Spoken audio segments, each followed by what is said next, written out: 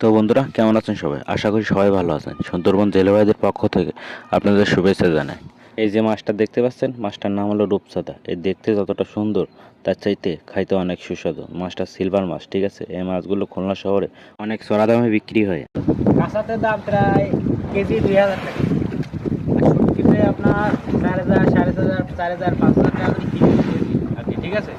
এগুলো কিনারে দেওয়া হয়, কিন্তু আমাদের এই মাছগুলো বইতে যাবে, তার জন্য মাছগুলো জ্যান্ত মাছগুলো দেখবে এই ঘর তরুণের মাঝে গভীর সমুদ্রে মাছ সংগ্রহ দেখছেন কি বড় ঢেউ হচ্ছে আর কি বড় তরুণ আছে।